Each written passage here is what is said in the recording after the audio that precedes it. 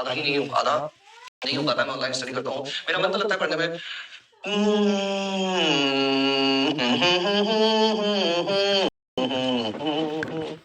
एक कहानी सुनाते हैं तुमको, एक कहानी सुनाते हैं। कहानी है, एक ग्रीक राजा था। ग्रीक राजा कौन था? ग्रीक राजा, उसका नाम था ओडिसियस। क्या नाम था? ओडिसियस। ध्यान से सुनना, कौन था? ओडिसियस। पोल नहीं पहुंच रहा है क्या? क्या पोल पहुंच रहा है?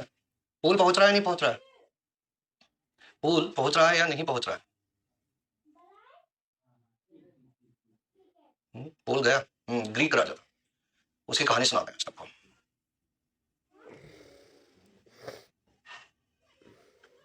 ओडिसियस, ओडिसियस ऐसे ही कुछ कुछ नाम है मतलब। हाँ ठीक है, पहुंच तो रहा है मतलब। चलो, तो क्या किया उसने? जो ग्रीक राजा था हमारा, वो युद्ध करके वापस लौट रहा था, युद्ध जीत के वापस से लौट रहा था। तो एक समुद्र के रास्ते से उनको जाना होता था, ठीक है। तो समुद्र के रास्ते में एक ऐसा एरिया आता था जहाँ थोड़े से पहाड़ वगैरह होते थे, और वहां पे रहती थी साइरेंस। साइरेंस क्या होती है? जो जल परी होती है ना, वो। अब वो क्या थी? अच्छी वाली जलपरी नहीं थी, वो खराब वाली जलपरियां थी। वो क्या करती थी? बहुत मधुर संगीत बजाती थी। और जो भी जहाज होता था ना, उस मधुर जहाज में जो भी लोग होते थे, जो भी नाविक होते थे, जो भी राजा, जो भी सिपाही होते थे, वो उस मधुर संगीत से इतना ज्यादा अट्रैक्ट हो जाते थे कि वो उस तरफ मुड़ जाते थे। और फिर क्या हो जाता था? एक्सीडेंट हो जाते थे, वो जाके पहाड़ से टकरा जाते थे और मर जाते थे, ठीक है। अब लेकिन उसको सुनने की इतनी चाह रहती थी लोगों में कि वो चले ही जाते थे। और एक और ये भी माना जाता था कि जो भी उस संगीत को सुन लेगा ना, उसको भविष्य दिखने लग जाएगा, उसको आगे आने वाली चीजों के बारे में पता लगने लग जाएगा। तो एक तो लोग क्यूरियस हो जाते थे कि हम सुन लेंगे तो हमें आगे की चीजें पता लगने लग जाएंगी, और एक बहुत मधुर संगीत है, तो उसकी तरफ वो अट्रैक्ट हो जाते थे, और उस वजह से क्या, रास्ता भटक जाते थे और शिप टूट गया, मर मरा जाते थे वहीं पे। अब क्या हुआ? ये ओडिशियस महान राजा था, युद्ध जीत के वापस लौट रहा था।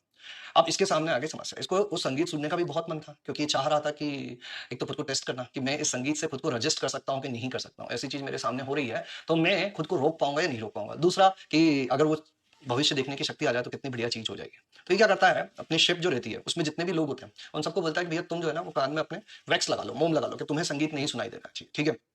सबके कान में मोम लगवा देता है, वैक्स लगवा देता है कि कोई नहीं सुनेगा। और खुद के कान में नहीं लगाता, वो बोलता है कि मुझे जो है ना, यहाँ पे एक जो तुमने शिप में देखा होगा तो एक बड़े से डंडे पे ऐसे अपने झंडे टाइप लगे होते हैं जो दिशा बताने का काम करते हैं। बोलते हैं मुझे इस पे बांध दो, और मैं कितना ही चिल्लाऊं, कितना ही रोऊं, कितना ही गिड़गिड़ाऊं, मुझे यहाँ से खोलना मत। क्योंकि अगर मैंने खोला, मैं हूँ राजा, मैं आदेश दे दूंगा, तुम मेरा आदेश मान के उधर की तरफ मुड़ जाओगे, ठीक है। तो मैं कितनी भी बोलने की कोशिश करूं, कितना भी तुमसे रिक्वेस्ट करूं, तुम खोलना मत मुझे।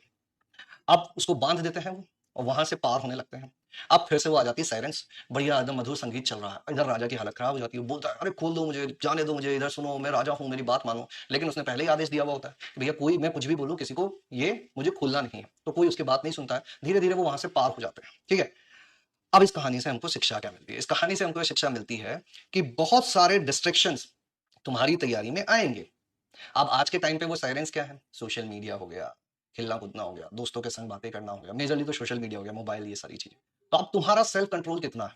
तुम्हें अपने अराउंड ऐसा एनवायरनमेंट क्रिएट करना है जिसमें डिस्ट्रैक्शन ना हो। अगर तुम अपने अराउंड ऐसा एनवायरनमेंट क्रिएट कर लेते हो कि जिसमें डिस्ट्रैक्शन नहीं हो रहा हो, तब तुम उस रास्ते को पार कर पाओगे। नहीं तो ये मधुर संगीत तुम्हारे आसपास बजते रहेंगे, तुम उनसे डिस्ट्रैक्ट होते रहोगे और जाके जो है पर्वत से भिड़ जाओगे, तुम्हारा जहाज भी डूब जाएगा, है ना। तो सेल्फ कंट्रोल और डिस्ट्रैक्शन फ्री एनवायरनमेंट क्रिएट करना सबसे जरूरी चीज है। बोल रहे हैं कि इतने टाइम सोच के बैठते हैं और उतना नहीं कर पाते, उसका कारण यही है कि हम लोग डिस्ट्रैक्ट हो जाते हैं। तो ऑडिसियस जो था, उसकी कहानी से हमको यही शिक्षा मिलती है कि अगर हमको, जैसे उसको भविष्य जानने वाली शक्ति चाहिए थी, सेल्फ कंट्रोल चेक करना था, वैसे ही अगर तुम्हें भी अपना भविष्य सुधारना है तो तुम्हें सेल्फ कंट्रोल पे काम करना पड़ेगा, अपना एनवायरनमेंट डिस्ट्रैक्शन फ्री क्रिएट करना पड़ेगा, कि चाहे कितनी ही वो चीज लालायत करने वाली क्यों ना हो, मुझे उसके पास नहीं जाना, ठीक है। फिर राजा का क्या हुआ? राजा आगे चला गया, उसको वो शक्ति मिल गई। अभी देखो ये बहुत बड़ी कहानी है जिसका एक छोटा सा हिस्सा मैंने बताया। मैं केवल इतना बताना चाह रहा हूं तुमको कि अगर तुम्हें भी डिस्ट्रैक्शन से डिस्ट्रैक्ट नहीं होना है, तो जैसे उसने किया ना कि डिस्ट्रैक्शन फ्री एनवायरनमेंट क्रिएट कर लिया, सब लोगों के कान में मोम डलवा दिया उसने कि अब मेरी बात कोई सुन ही नहीं सकता, मैं कितना भी गिड़गिड़ाऊं कोई मुझे खुलने नहीं आएगा,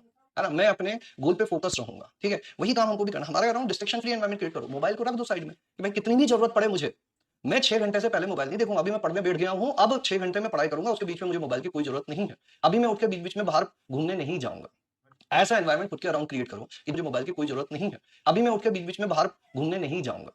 ऐसा एनवायरनमेंट खुद के अराउंड क्रिएट करो कि जहां पर हमें डिस्ट्रक्शन हो ही ना, तभी जाके चीजें हो पाएंगे। उस पर स्टिक करो, उस पर स्टिक करो। बार बार मन करेगा कि क्या अपडेट आया होगा, किसी का मैसेज आया है क्या, पास में रखा हुआ टुडुम करके आवाज आई, मोबाइल उठाने का मन कर गया, ऐसी चीज नहीं करनी है, ठीक है।